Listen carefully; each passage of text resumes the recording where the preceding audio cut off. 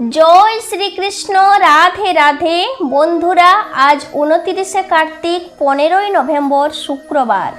আজকের দিনে সম্পন্ন হচ্ছে রাস পূর্ণিমা, যে পূর্ণিমাকে আমরা দামোদর পূর্ণিমা বা কার্তিক পূর্ণিমাও বলে থাকি। বন্ধুরা, আজকের দিনে অনেকেই হয়তো শ্রীকৃষ্ণের রাসযাত্রায় অংশগ্রহণ করেছেন, অনেকেই হয়তো আজকের দিনে রাধা কৃষ্ণের পূজা সম্পন্ন করছেন, অনেকেই আজকে ব্রত রেখেছেন। আজ আপনি যে কর্মই সম্পাদন করুন না কেন, তা যে সাফল্যমণ্ডিত হবে সে কথা নিঃসন্দেহে বলা যায়, কারণ আজ সমস্ত প্রকার শুভ ও মাঙ্গলিক কাজের জন্য এটি আদর্শ দিন। বন্ধুরা, আজ যদি রাস পূর্ণিমার কোনো কর্ম সম্পাদন করেন, যদি রাধা কৃষ্ণের পূজা দেন বা ব্রত রেখে থাকেন, তাহলে অবশ্যই আজকের এই রাস পূর্ণিমার ব্রত কথাটি একবার হলেও শ্রবণ করবেন।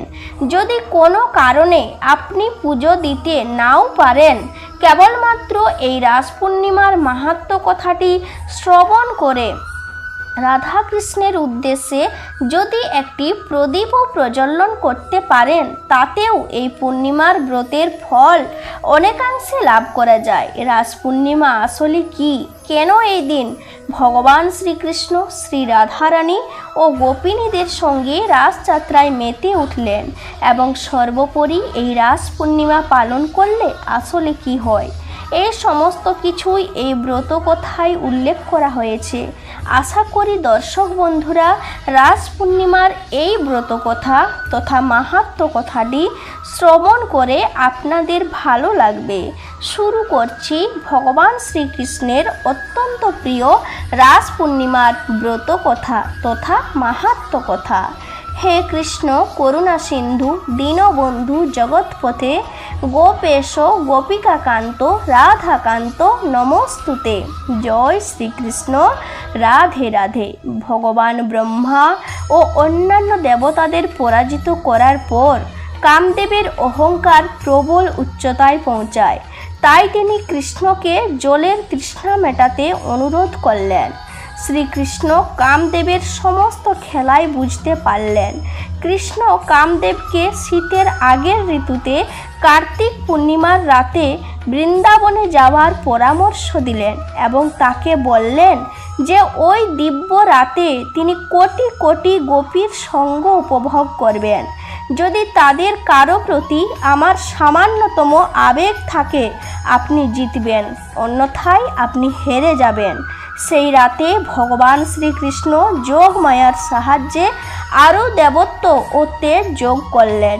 এটি একটি নিখুঁত রাত ছিল। বৃন্দাবনে ফুল ফুটেছিল, পূর্ণিমা উজ্জ্বল হয়েছিল এবং যমুনা নদীর তীরে একটি মৃদু শীতল বাতাস বইয়েছিল। এই উত্তেজক পরিবেশের মধ্যে ভগবান শ্রীকৃষ্ণ তার বাঁশিতে একটি মায়াময় সুর বাজাতে আরম্ভ করলেন। সুরটি গোপিনীদের অত্যন্ত আকৃষ্ট করল, তাদের আবেগ শীর্ষে উঠেছিল, যেন এটি সমাধিতে তারা সকলেই তাদের সমস্ত ভয়, বন্ধন, ধৈর্য এবং লজ্জা পিছনে ফেলে তাদের প্রিয় কৃষ্ণের সাথে দেখা করতে উদ্যত হয়েছিল।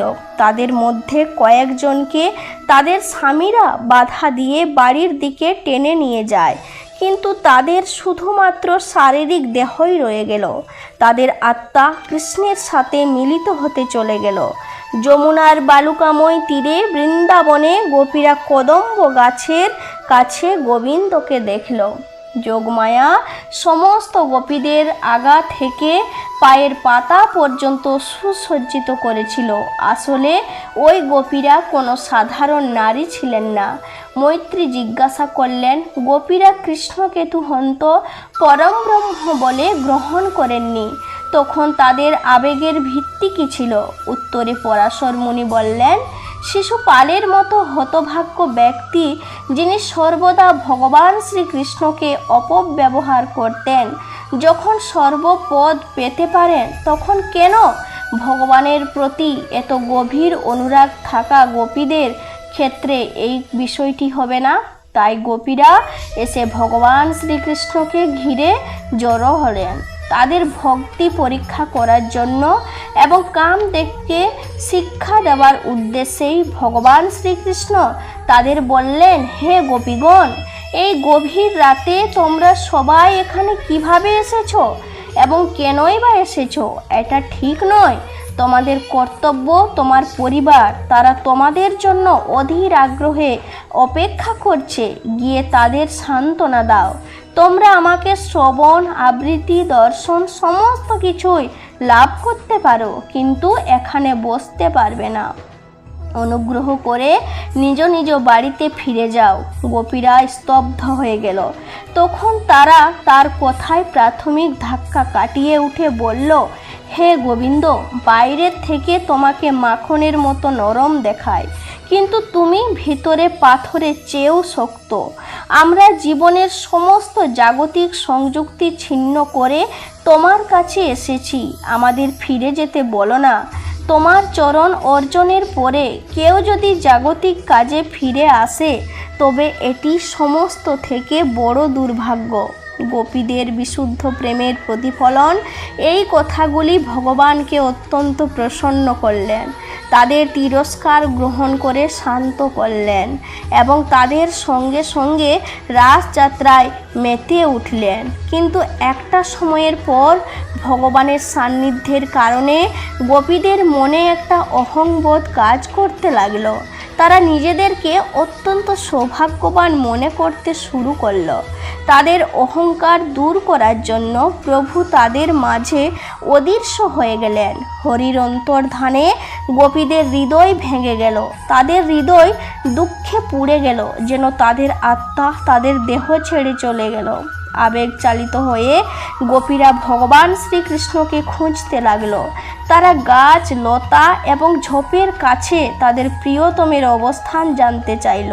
তখন তারা এক জায়গায় তার পায়ের ছাপ দেখতে পেল। রাধারানীর পায়ের ছাপও সেখানেই ছিল। তারা বুঝতে পারল শ্রীকৃষ্ণ অদৃশ্য হয়েছে রাধাকে নিয়ে। রাধা গোপীদের মধ্যেই নিজেকে সর্বশ্রেষ্ঠ ভাবতে শুরু করল। তাই এক জায়গায় তিনি বললেন, হে কানহা, আমি এখন হাঁটতে পারছি না, আমার পা ক্লান্ত হয়ে গেছে। দয়া করে আমাকে কাঁধে করে যেখানে খুশি নিয়ে যান। তার অনুরোধে ভগবান শ্রীকৃষ্ণ তাকে কাঁধে নিয়ে যেতে রাজি হন, কিন্তু সে চড়ে যেতে যেতেই প্রভু সেখান থেকে অদৃশ্য হয়ে গেলেন।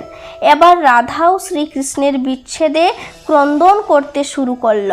রাধা সহ সমস্ত গোপীরা যখন সবাই যমুনার তীরে ফিরে এলেন, তখন তারা একত্রে ভগবান শ্রীকৃষ্ণের জন্য আহ্বান করে গীত গাইতে লাগলেন। তারা সকলেই বুঝতে পারল ভগবান শ্রীকৃষ্ণ কোনো একজনের নয়, বরং সকলের।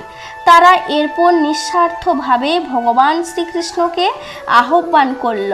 শেষ পর্যন্ত ভগবান শ্রীকৃষ্ণ তাদের সামনে ধরা দিলেন এবং বললেন, হে প্রিয় গোপীগণ, আমি আমার প্রিয়জনদের দৈহিক প্রেমের আকাঙ্ক্ষায় প্রতিদান দিই না। যাদের চেতনা আমার মধ্যে সর্বদা নিমগ্ন থাকে তাদের কাছেই আমি ধরা দিই। এইভাবে একই সঙ্গে তিনি গোপীদের অহংকার যেমন চূর্ণ করলেন, তেমনি অহংকার চূর্ণ করলেন কামদেবেরও।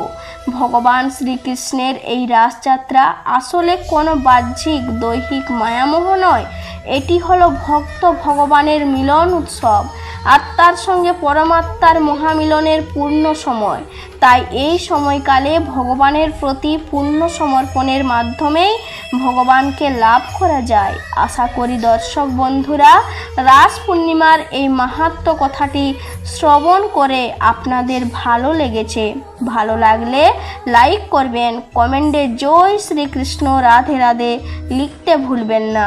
সবাই ভালো থাকুন, সুস্থ থাকুন। নমস্কার, ধন্যবাদ। ঈশ্বর আপনার মঙ্গল করুক।